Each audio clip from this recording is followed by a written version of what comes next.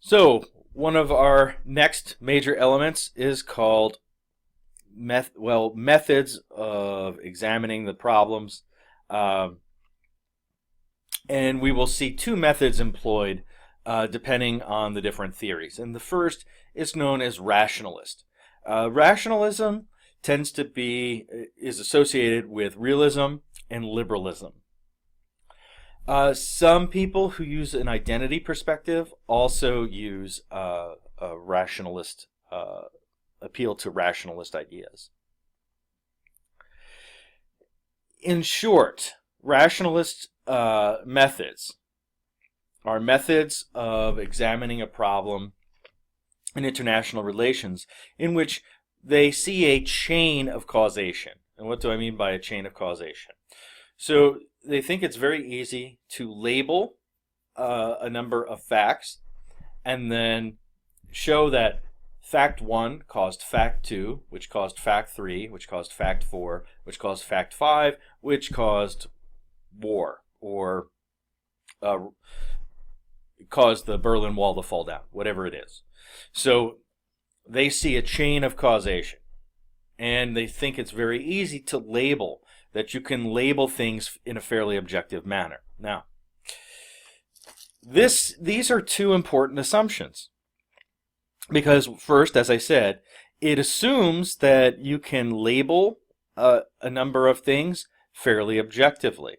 So to put this in a modern context, you have people in, say, the United States who feel that they can label certain countries as President George W. Bush labeled certain countries as evil, as an axis of evil, right? What he thought was that you could fairly objectively do that based on certain actions. And while I'm not here to justify the acts of Iran or North Korea, which were two countries he put in the axis of evil, you can also see why maybe Iranians would not see themselves as evil, or North Koreans might not see themselves as evil. And so this kind of labeling can be difficult. And so we feel, many people feel that you can label things fairly objectively.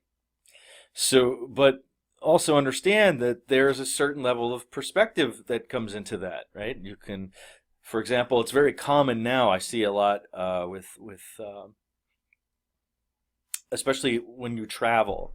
A lot of people are concerned. They label a hotel one way or the other, or an area one way or the other, based on whether or not they have access to their favorite kind of coffee shop and Wi-Fi and everything else. And if they don't have access to that, I've seen people call it backward. I've seen people call it, just some horrible words. Now, maybe the people there don't find themselves to be backward. And so you have to agree, first of all, what backward means. Perhaps that community decided it didn't want to have a multinational chain of coffee shop. They wanted a local shop that sold all kinds of things, and they weren't going to support, say, a Starbucks, for example.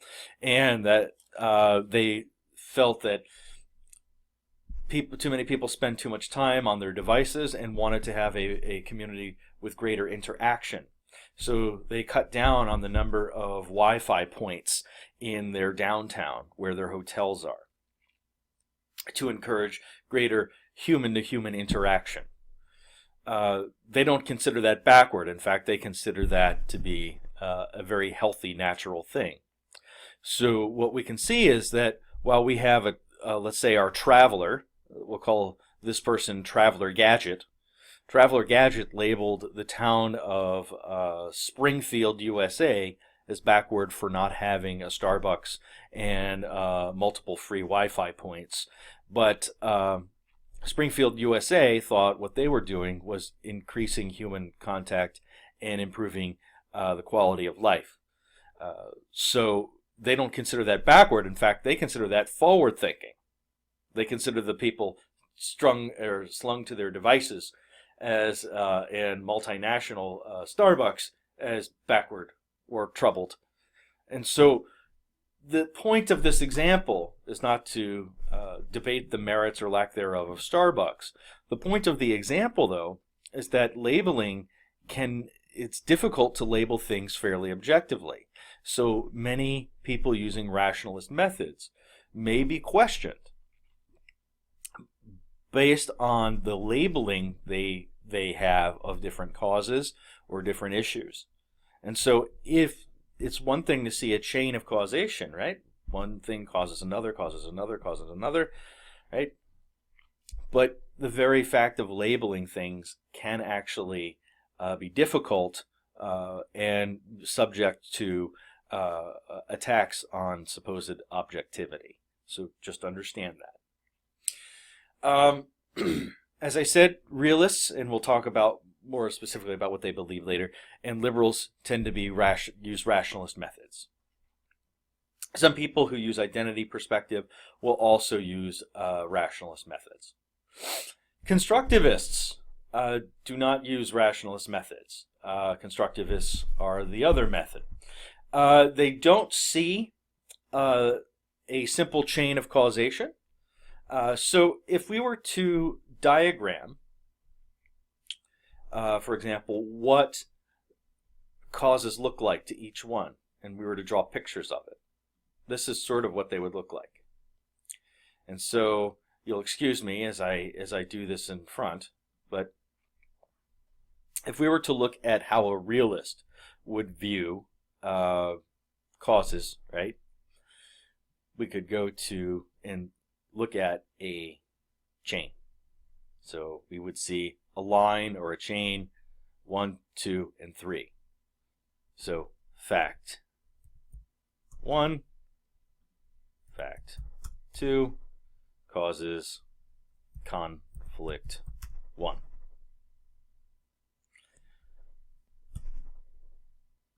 So one thing causes the other, causes the other, causes the other. Okay? You probably can't see that very well. I'll take my face out of the way.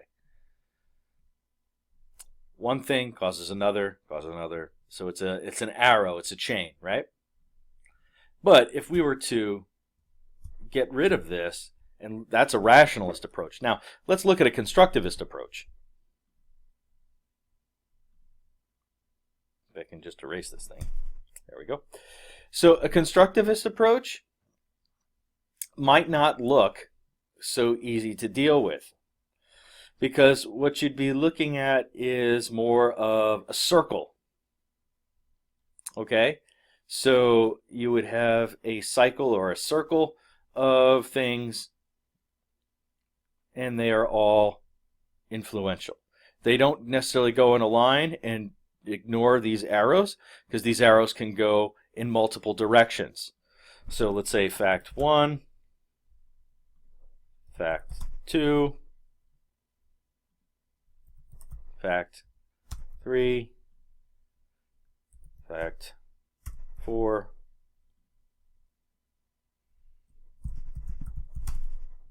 causes conflict 1. Now, if we were to take a closer look and get shapes here, I just want basic shapes. I want lines. Well, I know another way to do it. But if I was to draw, sorry, I'm using red, but fact 1 and fact 3 are influencing each other. Fact 2 and fact 4 influence each other. Fact 3 influences fact 2. Fact 4 influences fact 1, influences fact 2, right? This influences fact 3. So you have more of a web of connection, right? And all of these things influence conflict 1.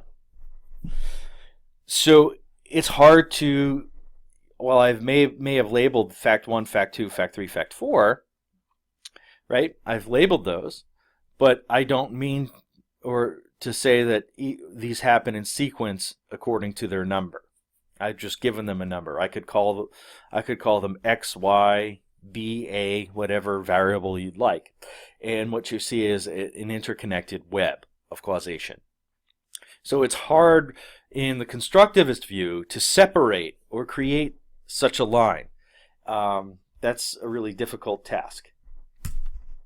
And so right then, that in and of itself is a problem. So that poses another complication to how these things go on. So, methods. When we look at these methods, right, there's the idea that labeling also cannot be done fairly objectively. In fact, the critical theorists would tell you that labeling in and of itself is not an objective act. And actually, you learn from that, from labeling.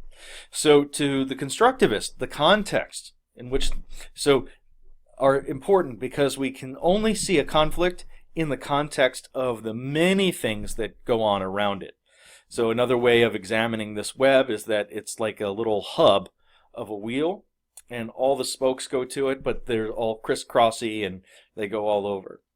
So it's not a chain of causation, it's mutual. They all work together to cause event one.